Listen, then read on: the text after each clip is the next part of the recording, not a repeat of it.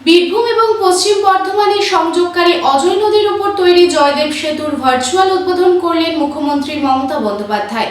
138 কোটি টাকা ব্যয় করে পূর্ত দপ্তরের উদ্যোগে এই সেতু নির্মাণ হয়।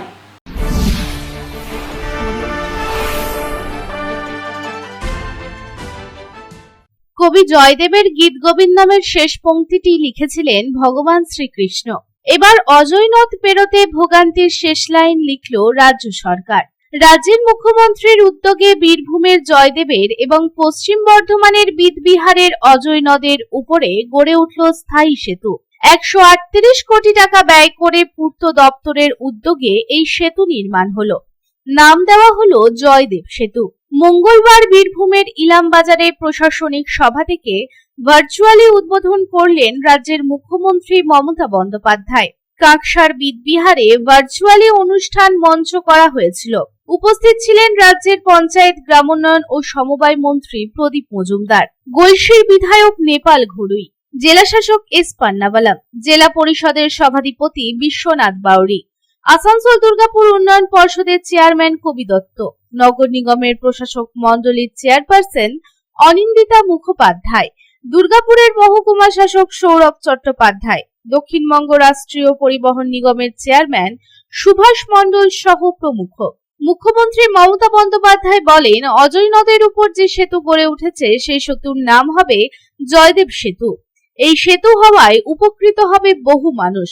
জয়দেবের মেলায় আসতেও মানুষের চরম সুবিধা হবে। এরপরেই এই সেতু দিয়ে চালু হলো দক্ষিণবঙ্গ রাষ্ট্রীয় পরিবহন নিগমের এসবিএসটিসি দুর্গাপুর সিউড়ি রুটের বাস। শিবপুর থেকে এদিন এই বাস পরিষেবার চালুর কথা জানান এসবিএসটিসির চেয়ারম্যান সুভাষ মণ্ডল। এই প্রসঙ্গে মন্ত্রী প্রদীপ মজুমদার বলেন, সেতু চালু হওয়ার সঙ্গে সঙ্গে দুর্গাপুর থেকে সিউড়ি রুটে সরকারি বাস পরিষেবা চালু হয়ে যাবে। সেতু তৈরি হওয়ায় অনেক যোগাযোগ নিবিড় হবে। মন্ত্রী প্রদীপ মজুমদার আরো বলেন, এই সেতু নির্মাণের ফলে উপকৃত হবে দুই জেলার মানুষ। পণ্য পরিবহনে উত্তরবঙ্গের সাথে দক্ষিণবঙ্গের যোগসূত্র আরো নিবিড় হলো। আমরা খুশি যে যার ফলে আজকে এই সেতু উদ্বোধনের সঙ্গে সঙ্গেই এখান দিয়ে বাস চলাচলের ব্যবস্থা করা হয়েছে। যে সেতু উন্মোচিত হবে সঙ্গে সঙ্গে ওখান দিয়ে পাবলিক ট্রান্সপোর্ট যাওয়া শুরু করবে। আমাদের এসবিএসটিসির বাসের রুট এইখান থেকে দুর্গাপুর থেকে বোলপুর চালু হয়ে যাবে আজকে এই ব্রিজের উপর। এটা মানে দুদিকের অ্যাপ্রোচ রোড নিয়ে আমার ধারণা, আমার কাছে লেখা আছে, একটু দেখে নিতে হবে, প্রায় 200 কোটি টাকার মতো। খুবই উপকৃত হবে, তার কারণ তাদের আবহাওয়ার উপরে যে যাতায়াতের নির্ভরশীলতা ছিল, যে এটা অসুবিধে হতো বা অন্য সময়ও একটা অস্থায়ী ব্যবস্থার উপর দিয়ে যাওয়া, সেটা খুব মসৃণ ছিল না। এটা এখন একেবারে কোন রকম বাধা বিপত্তি ছাড়া খুব মসৃণ ভাবে আমাদের মুচিপাড়ার থেকে এখানে অব্দি পেরিয়ে যে কোনো বীরভূমের যে কোনো প্রান্তে যাওয়া যাবে। এটা অতএব যোগাযোগ আরো নিবিড় হলো এবং আরো স্থায়ী হলো। এই প্রসঙ্গে শিক্ষক আনন্দময় গড়াই বলেন, আমাদের ভোগান্তির মুখে পড়তে হতো কাকসা থেকে বীরভূমের স্কুলে যেতে। এই সেতু দীর্ঘদিনের চাহিদা ছিল, সেই সেতু উপহার পেয়ে আমরা গর্বিত। অনেক ভোগান্তি হতো, 20 কিলোমিটার ঘুরে আমাদের স্কুল যেতে হতো।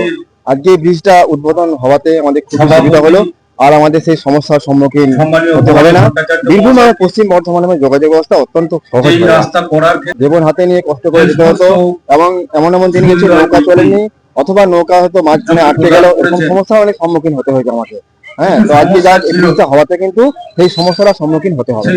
এই প্রসঙ্গে দক্ষিণবঙ্গ রাষ্ট্রীয় পরিবহন নিগমের চেয়ারম্যান সুভাষ মণ্ডল বলেন, মুখ্যমন্ত্রী আমাদের সেতু উপহার দিয়েছেন, তাই আমরা নতুন বাস পরিষেবা শুরু করলাম।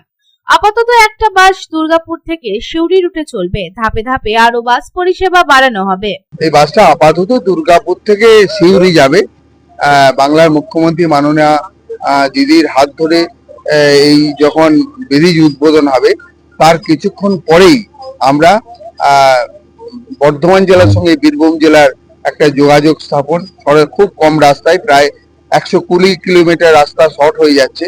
সেটা পানাগড় হয়ে দার্জিলিং মোড় হয়ে ওইদিকে ইলামবাজার হয়ে ঘুরে যেতে হতো, সেটা সরাসরি শিবপুর থেকে আমাদের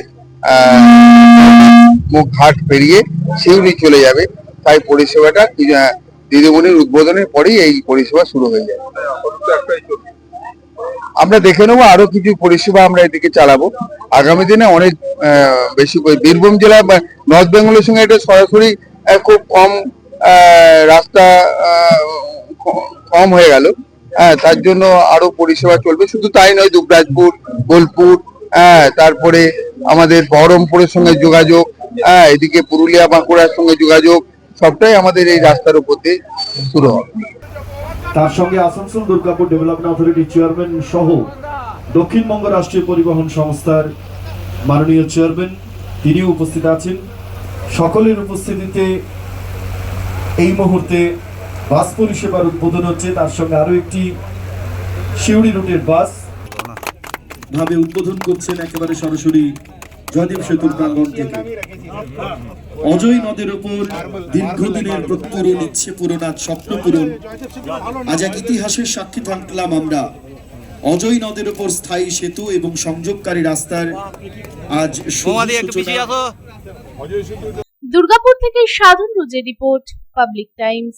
রানীগঞ্জ রামবাগান ডক্টরস কলোনি অবস্থিত সঠিক চিকিৎসার অন্যতম ঠিকানা সাধু মেডিকেল। এখানে নিয়মিত বসছেন রানীগঞ্জের সুনামধন্য doctor Dip Mukhopadhyay, MD general medicine, gold medalist, DM nephrology, kidney বিশেষজ্ঞ সোম থেকে শুক্র, এবং নিয়মিত বসছেন নিউরো বিশেষজ্ঞ ডক্টর সৈকত সাহা প্রতি বুধবার। এছাড়াও রিউমাটোলজি ও ডায়াবেটোলজি রোগ বিশেষজ্ঞ ডক্টর সুধা সত্য চ্যাটার্জি থাকছেন মাসের দ্বিতীয় শনিবার। MD DM endocrinology, gold medalist, sugar ও thyroid specialist doctor Subrata Chakraborty থাকছেন প্রতি মাসের দ্বিতীয় শনিবার। নাক কান গলা বিশেষজ্ঞ ডক্টর অমিত শঙ্কর গুপ্তা থাকছেন প্রতি বুধবার ও শুক্রবার। এছাড়াও ইউরোলজিস্ট ডক্টর রণবীর কুমার সাধু মেডিকেলে থাকছেন প্রতি শুক্রবার। তবে বিশেষজ্ঞ ডাক্তারদের চিকিৎসার সুবিধা পেতে হলে যোগাযোগ করুন সাধু মেডিকেলে। আমাদের কন্ট্যাক্ট নাম্বার 9547008010, এছাড়াও 9832984839।